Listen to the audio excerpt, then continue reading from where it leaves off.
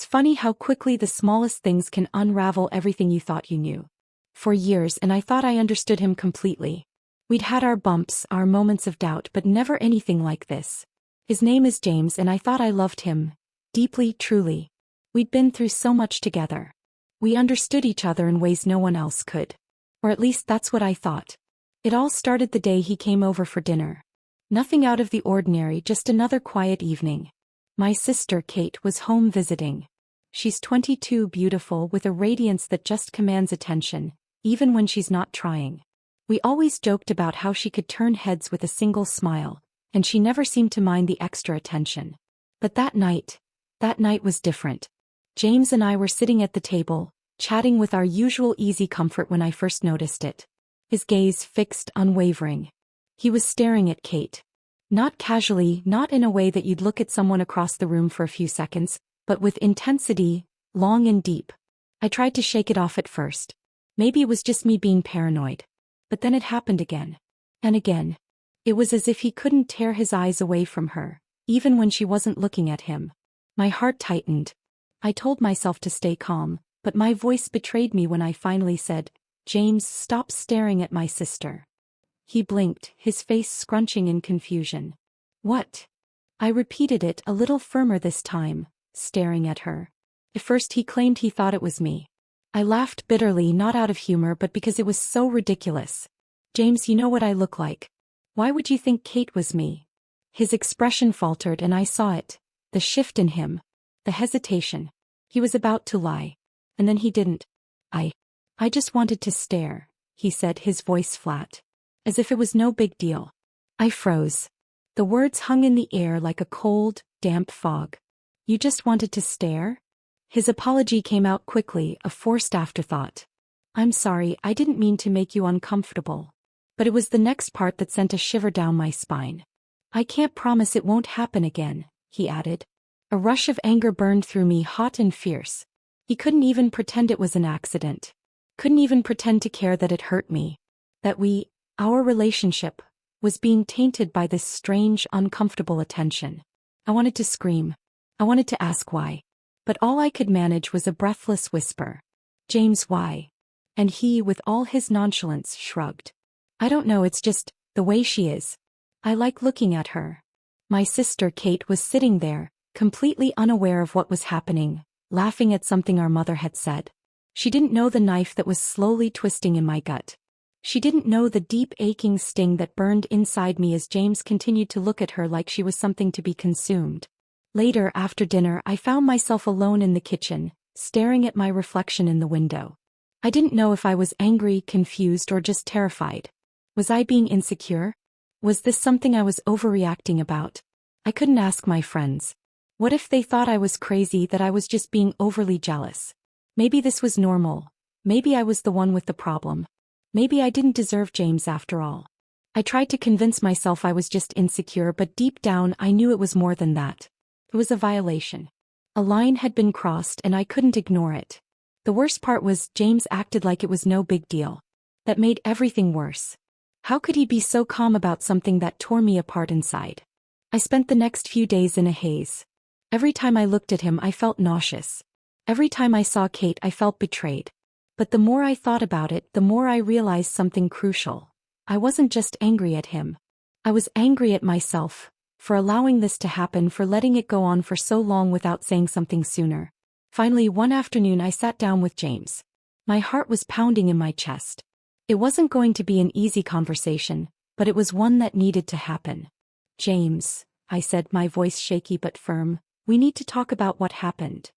He turned to face me, his expression guarded, but I could see the flicker of guilt in his eyes. "I know. I'm sorry." "No," I said, shaking my head. "This is more than just an apology. This is about boundaries. About respect."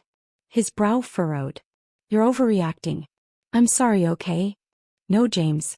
This isn't just about you looking. This is about how you made me feel, how you made us feel." I swallowed hard, feeling a lump rise in my throat. I can't just pretend that it didn't happen. I won't let this go. I saw the realization hit him, and for the first time in a long time he looked truly ashamed. But shame wasn't enough for me. I needed change. I needed trust. And more than anything, I needed to be heard. I need to know that you understand why this is wrong, I told him, my voice steady now, and that you're willing to change. Because I can't be with someone who doesn't respect my boundaries. His silence stretched on longer than it should have. Finally he spoke. I'm sorry. I didn't mean to hurt you. But it wasn't enough. The damage had been done. I had to set a boundary, one I should have set much earlier. I didn't know what would happen next. I didn't know if this would be the end of us or if we could rebuild.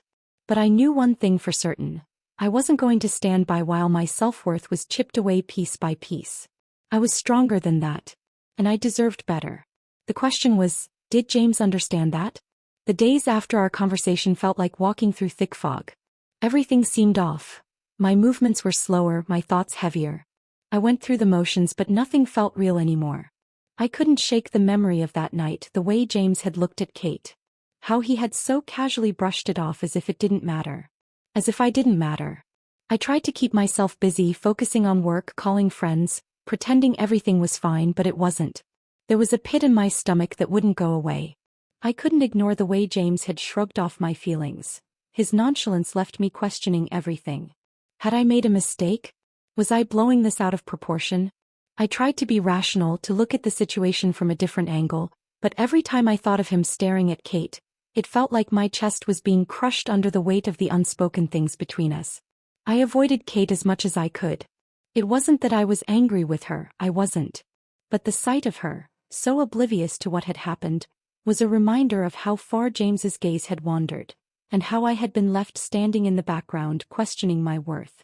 My sister was radiant, untouchable, the kind of beauty that people couldn't help but notice. And maybe that was part of the problem. James had been so enamored by that beauty, he'd forgotten who he was with. I tried to act like nothing had changed, but everything had. The tension between James and me grew. He seemed distant, almost unsure of how to act around me, like he could sense the shift in the air. We'd both been pretending that everything was fine, but it wasn't. Every word felt loaded, and every glance was like a silent accusation. One evening I couldn't stand it anymore. We were sitting on the couch together, the space between us growing wider even though we were physically closer than we had been in days. I looked over at him, his gaze lost in the flicker of the TV screen, his body tense but still trying to act casual. James, I said softly, the words slipping out before I could stop them. Do you even get why I'm upset? He blinked, his attention shifting to me. For a moment he was silent and I could see him trying to find the right words, searching for something that would make it all go away. But this wasn't something that could just disappear. Not anymore. I told you I was sorry, he muttered, running a hand through his hair. What more do you want from me? That was it. The exact words that broke me. He didn't get it. He didn't understand. He was sorry because he was supposed to be, not because he truly saw the problem. I stood up abruptly, the frustration boiling over. I don't want your apology, James. I want you to see me. I want you to respect me. I'm not some backup option that you can just ignore when something better catches your eye. His expression faltered, a flicker of guilt flashing across his face. But it was gone almost as quickly as it came, replaced by defensiveness. I never meant for it to be like that. I didn't choose her over you, I just got caught up, okay? I was wrong and I admit it. I told you I was sorry. What more do you want from me? His voice was tinged with frustration now too. My heart pounded. What more do I want? I took a deep breath. This wasn't about apologies anymore. It wasn't about him promising it wouldn't happen again. I didn't trust his words anymore. What I needed was action. What I needed was a commitment to respect my boundaries, not just when it was convenient for him, but always. I need you to prove that this won't happen again. And if you can't do that, I need to leave, I said, my voice shaking but resolute. I can't be with someone who doesn't understand how serious this is. I don't want to live in constant doubt. I don't want to wonder if I'm enough for you. James stood up then, pacing back and forth. The tension in the room was suffocating and I could feel the tears welling in my eyes. I wasn't angry anymore. I was just exhausted. I know you think I don't care, he said, his tone quieter now, almost pleading. But I do. I do care. I'm just not good at this. At knowing what you need, at knowing what I should do when I mess up. I want to make it right, I just don't know how. I bit my lip, trying to hold back the tears. This wasn't about whether he knew how to fix things. This was about me finding the strength to fix myself, because I wasn't going to keep living in this limbo. It wasn't fair to me. It wasn't fair to my sense of worth. You don't have to fix anything, James, I whispered, but you need to show me that you understand what I'm asking for. This is a boundary, not a request. The silence stretched on between us, suffocating. He stood there looking at me, but for once I didn't see a person I could trust to change. I saw someone who was too comfortable with the way things were to really make the effort. And in that moment, I realized something that I hadn't been able to admit before. I couldn't keep waiting for him to change. If I kept waiting for him to see me, to respect me, I'd be waiting forever. I had to stop holding on to someone who wasn't willing to hold on to me in return. I think we need some time apart, I said softly, my voice cracking. I need to figure out if this is something I can move past or if I'm just trying to convince myself that I can. His face fell. For the first time since that night, I saw real hurt in his eyes. But it wasn't enough to sway me. The decision had already been made. I need to go, I said, turning toward the door. I paused, glancing back at him for a moment. I hope one day you understand why. I didn't wait for him to respond. I couldn't. The door closed behind me with a finality that sent a shudder through my body. But for the first time in a long while, I felt like I could breathe again. Now it was up to me to rebuild. I didn't need someone who didn't see me. I needed someone who could look at me, not just with their eyes but with their heart. And if James couldn't be that person, then I wasn't going to settle for anything less. The days after I left felt like stepping into an unfamiliar world, one where everything had shifted beneath my feet. It's strange, isn't it? How we can go through so much with someone, share so many memories, and yet one moment, one realization can fracture it all. The love I thought I had for James now felt like something distant, something I had to let go of even if it hurt. I stayed with a friend for the first week. I needed distance, physical and emotional. Every time I closed my eyes, I saw James's face, his apologetic expression, the look of someone who knew he'd messed up but wasn't ready to truly change. I tried not to think about the mess we had become. I needed to focus on healing. But even in the quiet, there was noise. My phone buzzed constantly. Texts from James. Voicemails. Missed calls. I didn't want to listen. Part of me was still holding on, hoping he would change, but another part of me knew that he wasn't going to be the answer anymore. I was the one who needed to change, needed to find my own strength. I didn't respond to him. For the first time in years, I took control of my own narrative, and it was terrifying. I spent my days walking around the city trying to rediscover who I was outside of the relationship. Without James beside me, I realized how much of my life I had shaped around him, how I had become us instead of being just me. I'd lost sight of my own voice in the chorus of his needs and desires. I had let his actions define my self-worth, and now that was all coming undone. Kate kept calling. She knew something was off. He always did. When we finally talked, she was quiet at first, as if testing the waters before plunging into the deep end. "Are you okay?" she asked, her voice hesitant but full of concern. I couldn't answer right away. The weight of everything was too much, too fresh. But eventually I told her everything. How I felt betrayed, how James had been staring at her, how I had tried to make it work, how it all shattered when he admitted that it would probably happen again. I explained how I felt invisible in my own relationship. Kate was silent for a long time. When she finally spoke, it wasn't with judgment. It was with understanding. "You deserve better," she said, her voice soft but firm. "You're not being insecure. You're setting boundaries. And that's okay. Don't let him make you feel like it's your fault." Her words hit me harder than I expected. I hadn't realized how much I needed to hear them from someone who loved me without any complications. Someone who wasn't a part of the mess. I felt a spark of something inside me. Something strong, something that had been buried for so long. "I'm proud of you," she added. "I know it's hard, but you're doing the right thing." We talked for a while longer, and when we hung up I felt lighter somehow. Like I had a piece of myself back. The next few days were a blur. I threw myself into work, spending hours sorting through projects I had neglected while in the relationship. But in the quiet moments I found myself drifting back to James. It was hard to ignore the years we'd shared, the laughs, the quiet mornings. I missed him. I wasn't blind to the good parts of our relationship. But I also couldn't ignore the reality that had been staring me in the face for so long. He wasn't the person I needed him to be, not the way I needed him to be. The real turning point came when I finally listened to the voicemails he had left me. It wasn't something I had planned on doing, but I needed closure. "Please just call me back." His voice was shaky, almost pleading in the first message. "I can't stop thinking about you. I know I messed up, but I swear I'll do better. I don't want to lose you." The next voicemail came a few hours later, more frantic, more desperate. "I've been thinking about everything and I realize now how much I hurt you. I swear I'll change. I'll work on myself. Just don't walk away." But then the last one, 2 days later, was different. It was colder, more resigned. "I guess this is it then," he said, his voice quiet, distant. "I never meant to hurt you. But maybe we're just not right for each other. Maybe you're better off without me. I hope you figure things out." That was it. That voicemail crystallized everything for me. The desperation in his first messages wasn't love. It was fear. Fear of losing control, fear of losing me as a part of his life. But in that last message it was clear, he wasn't willing to change. He wasn't going to give me the space and respect I needed. And that was the moment I knew.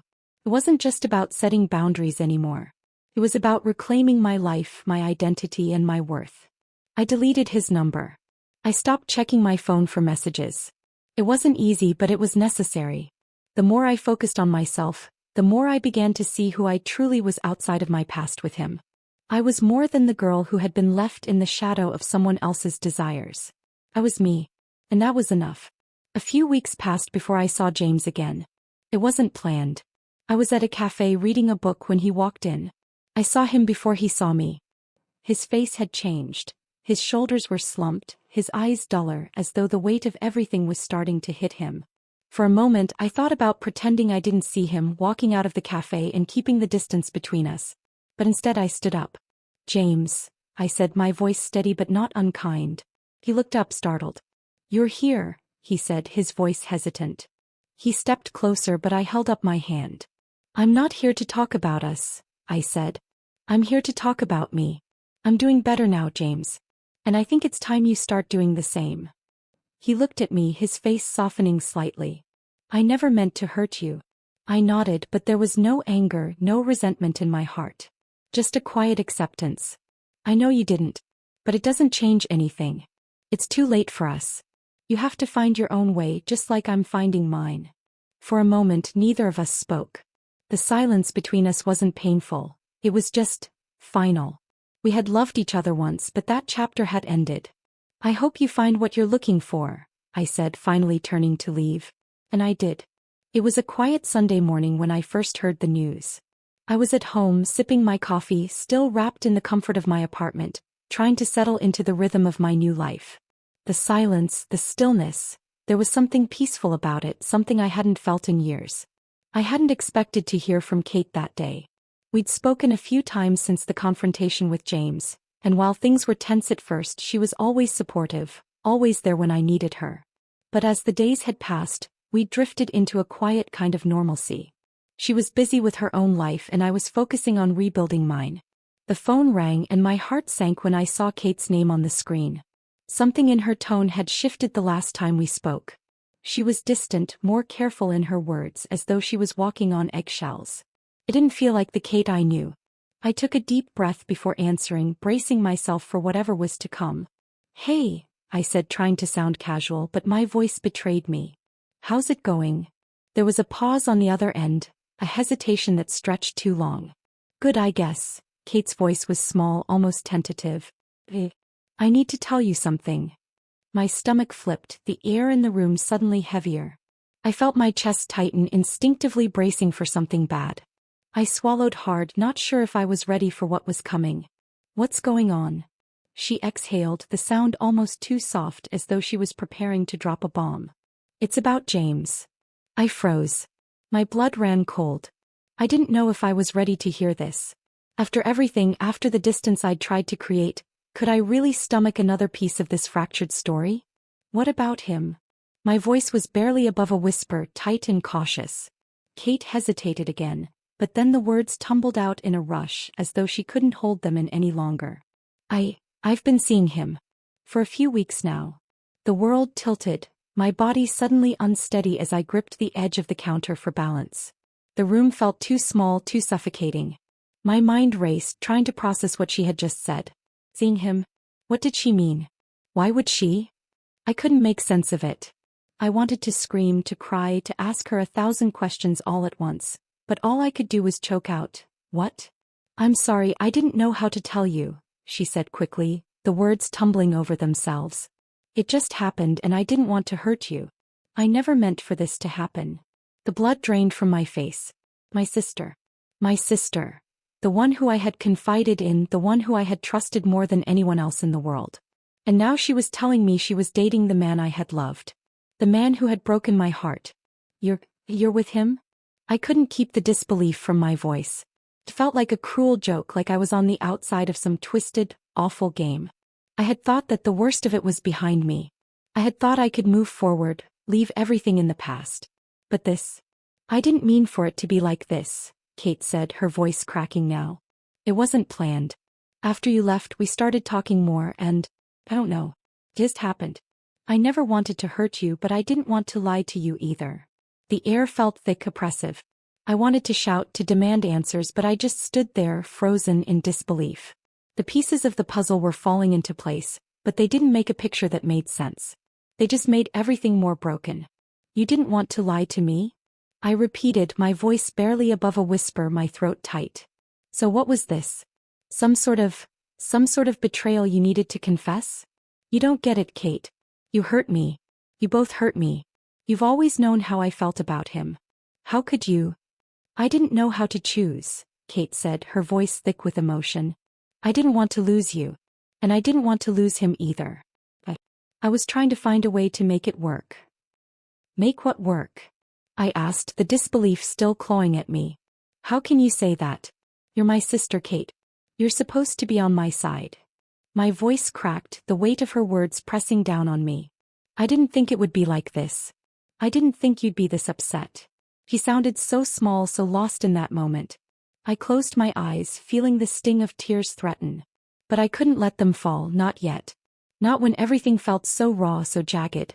I had fought so hard to build myself back up, to move on, and now this betrayal, this complete disregard for my feelings, it shattered the fragile walls I had so carefully constructed around my heart. "I don't know what to say to you," I whispered, feeling the ache spread through me like a wildfire. "I don't know how to look at you the same way anymore." There was a long pause, and I could hear her sobbing quietly on the other end of the phone. It was killing me hearing her cry, but I couldn't comfort her. Not now. Not after everything. I needed time. Time to breathe, to understand what had happened, and most importantly, to heal. "I'm sorry," she said through her tears. "I never wanted to hurt you. I didn't want to lose you." "You already have," I said, and the words came out sharp even though I hadn't meant for them to. "You've hurt me in a way I don't think I can ever forget. I need space, Kate. I need time to figure out if I can even look at you the same way." And then I hung up. I stood there in the silence, staring out the window, feeling my world crumble once again. I had been trying so hard to rebuild my life, to move forward, to move away from everything James had put me through. But this was a betrayal I hadn't seen coming. Not from her. I didn't know what would happen next. I didn't know if Kate and I could ever fix this, if I could ever forgive her. The damage was deep and the scar was fresh. What I did know, though, was that I had to move forward, even if it meant letting go of the two people I had trusted most. And for the first time, I realized that I was the one who had to save myself. The weeks that followed were a blur of emotions. Hurt, betrayal, confusion. I couldn't escape the weight of it all. My phone, once a lifeline to the people I cared about, now felt like a constant reminder of the things I was trying to leave behind. I had to distance myself from Kate, from James, from the life I had thought was so certain. It was all shattered now, and I didn't know how to piece it back together. But as time passed, the sharpness of the pain began to dull. I spent hours on long walks, letting the crisp air clear my mind, thinking about the life I had once lived and the one I wanted to create. I stopped crying every night. I stopped replaying the conversations in my head. Slowly, I began to understand something crucial. I could still find joy again. I could still find peace.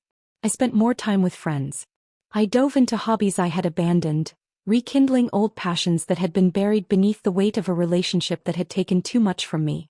I went to art galleries, took long drives to the beach, and spent entire afternoons in bookstores, lost in novels that didn't ask me to relive my past. Through all of this, there was one person who had always been there, who had never wavered in his support. Alex. He had been my friend long before anything else, someone I had trusted with my thoughts, my fears, my insecurities. He had been there when I needed someone to lean on, even during the darkest days after I left James. I remember the day Alex asked me out. It was a quiet moment, a simple conversation over coffee, surrounded by the hum of the cafe. His voice had been hesitant, unsure, but full of warmth. He had watched me, seen me struggle with my past, and had never pushed for anything more. He had just been there. "I don't want to rush you," Alex said, looking into my eyes, his gaze steady. "But I can't pretend I haven't been falling for you. I care about you and I want to be with you. If you're ready." I hadn't known what to say at first. Part of me still clung to the ghost of what I'd lost. But the other part of me, the part that had healed, that had learned to stand on her own, recognized something in Alex. Something I hadn't realized I was missing. It wasn't just the idea of being loved. It was the idea of being seen for who I truly was. Alex didn't look at me through the lens of a past relationship. He saw me for me. And that was a gift I couldn't ignore. "I'm ready," I said, my voice quiet but full of certainty. "I think I've always been ready." And with those words, everything shifted.